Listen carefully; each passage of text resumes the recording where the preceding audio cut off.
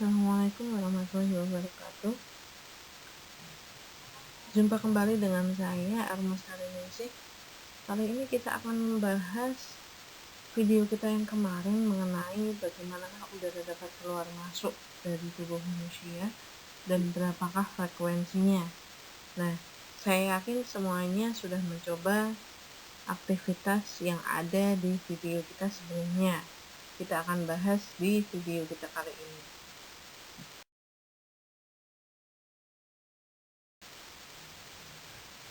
Kita review lagi ya. Bernafas merupakan mengambil oksigen dan mengeluarkan karbon dioksida. Proses pernafasan pada manusia berlangsung dengan cara mengubah tekanan udara yang ada di dalam paru-paru, sehingga menyebabkan udara dapat keluar dan masuk dari dan ke dalam paru-paru. Nah, frekuensi pernafasan manusia juga dipengaruhi oleh beberapa faktor yang akan kita bahas kali ini. Faktornya apa aja ya? Dari aktivitas yang kedua.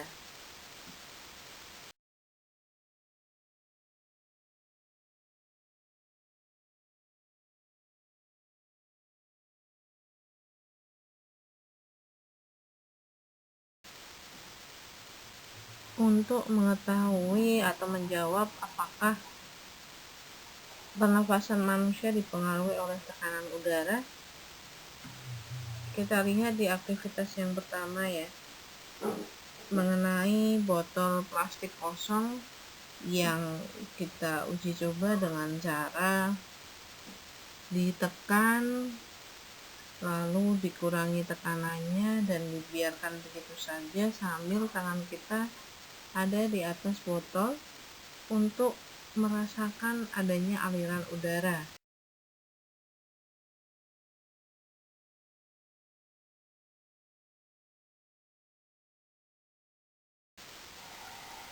Setelah semuanya melakukan percobaan yang pertama, kita lihat hasilnya yang udah ditulis di dalam tabel. Percobaan pertama ketika botol tidak ditekan sama sekali dan tangan kita berada di atas mulut botol. Tekanan udara di dalam botol tidak tinggi dan tidak rendah, jadi tidak dirasakan ya. Volumenya juga tidak meningkat, tidak menurun, biasa saja. Aliran udaranya juga tidak ada, itu yang pertama. Nah, langkah yang kedua, ketika botol ditekan, itu tekanan udara di dalam botol akan tinggi. Volume botolnya menurun dan aliran udaranya yang dirasakan keluar. Jadi ada udara keluar dari botol ke luar lingkungan. Nah, langkah yang ketiga, tekanannya dikurangi sedikit demi sedikit kemudian dilepaskan. Tekanan udara di dalam botolnya rendah, volume botolnya akan meningkat dan aliran udaranya akan masuk ke dalam botol dari luar ya. Itu hasil percobaan yang pertama. Kesimpulannya, dari percobaan pertama tadi, ketika tekanan dalam botol dikurangi, akibatnya volume udara di dalam botol membesar, tekanannya mengecil, dan udara dari luar akan masuk ke dalam botol. Begitu sebaliknya, ketika botolnya ditekan, volume udaranya di dalam botol mengecil, tekanannya membesar, sehingga udara keluar dari botol. Percobaan di sini sama dengan paru-paru manusia ya. Jadi botol tersebut kita ibaratkan sebagai paru-paru manusia. Dan proses tekanan dikurangi maupun ditekan botolnya tersebut itu termasuk dari proses bernafas pada paru-paru manusia. Sekarang kita bahas mengenai frekuensi pernafasan manusia ketika berada di dalam beberapa aktivitas, yaitu istirahat, berjalan, dan berlari.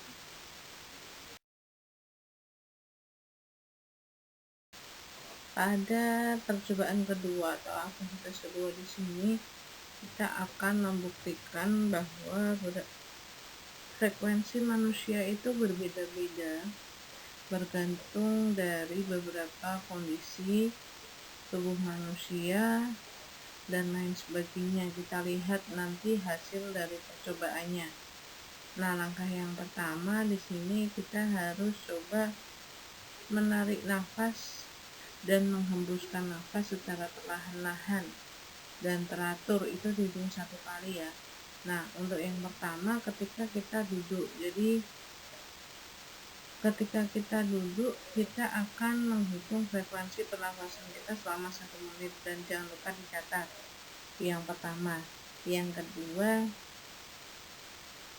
kita berjalan dulu selama 5 menit, lalu setelah itu kita hitung frekuensi pernafasan selama 1 menit. Jadi berjalan dulu lalu dihitung ya, jangan lupa dicatat juga. Dan yang terakhir, kita harus berlari dulu sepanjang 5 kali putaran, lalu jangan lupa dihitung juga frekuensi pernafasannya selama 1 menit.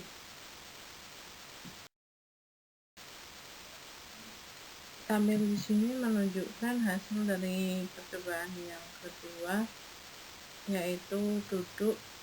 Di sini setelah saya uji coba, frekuensi pernafasannya 45 kali per menit dan sedangkan berjalan 85. Nah, berlari di sini lebih banyak 126 kali per menit.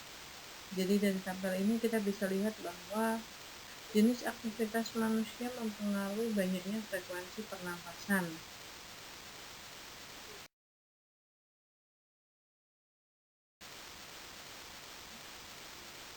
Ini saya ada contoh hasil percobaan dengan banyak variabel yang diamati.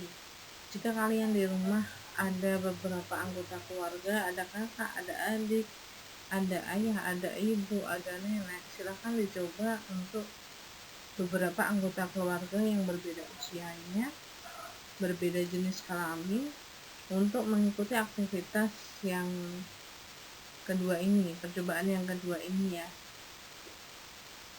Di sini ada 5 orang dengan usia yang berbeda dan aktivitasnya sama di sini, duduk dan loncat.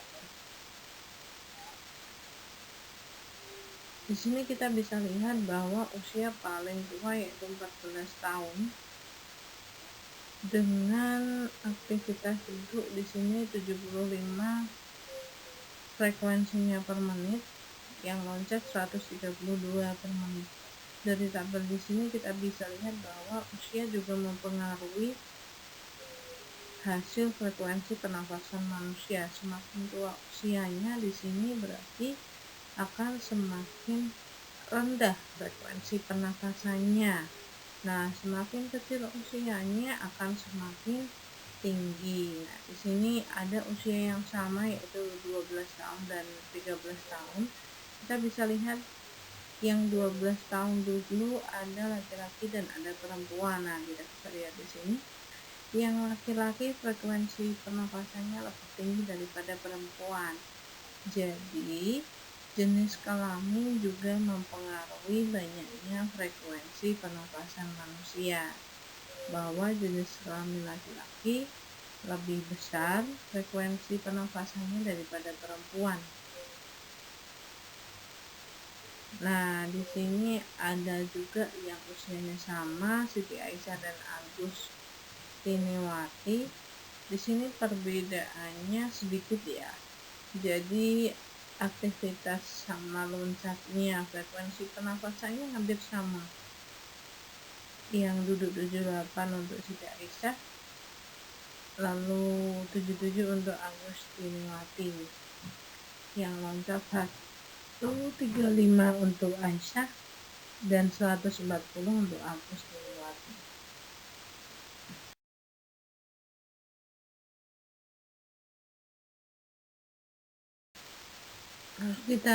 Lalu kita jawab pertanyaan yang ada di bawah ini.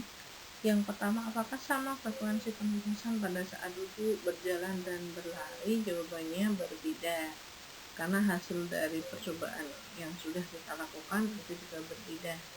Lalu pertanyaan yang kedua, aktivitas mana yang menghasilkan frekuensi pernapasan paling cepat dan paling lambat?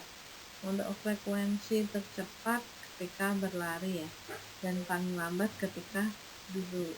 Jadi banyaknya aktivitas juga mempengaruhi banyaknya frekuensi pernapasan manusia.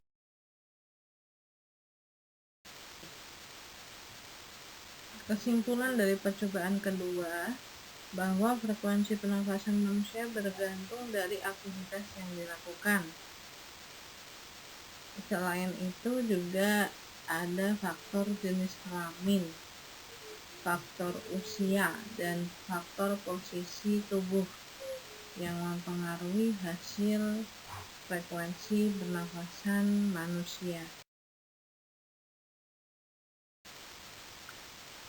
Kita review ulang hasil dari percobaannya. Beberapa faktor yang mempengaruhi frekuensi pernafasan manusia.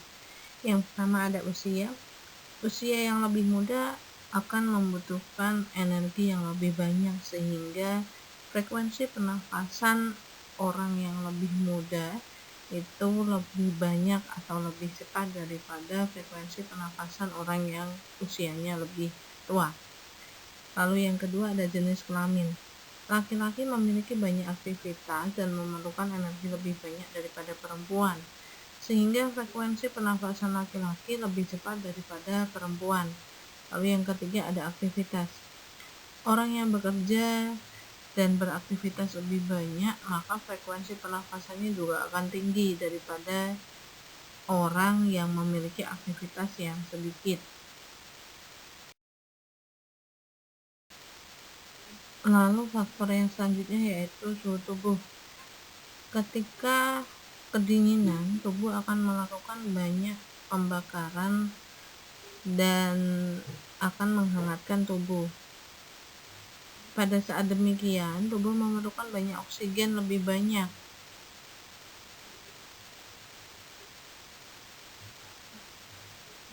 Sehingga akan meningkatkan frekuensi pernafasan manusia. Jadi semakin suhunya dingin atau rendah, maka frekuensi pernafasannya akan semakin tinggi. Lalu faktor yang terakhir yaitu posisi tubuh. Nah, ketika kita berdiri, tubuh akan memiliki frekuensi pernafasan lebih tinggi daripada posisi tubuh yang lainnya. Karena pada saat berdiri, tubuh akan memerlukan banyak energi untuk menjaga keseimbangan, sehingga frekuensi pernafasannya akan lebih tinggi.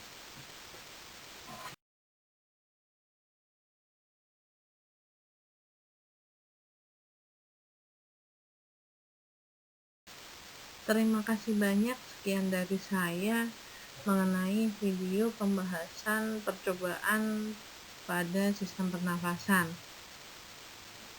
Sampai jumpa kembali pada video kita selanjutnya. Assalamualaikum warahmatullahi wabarakatuh.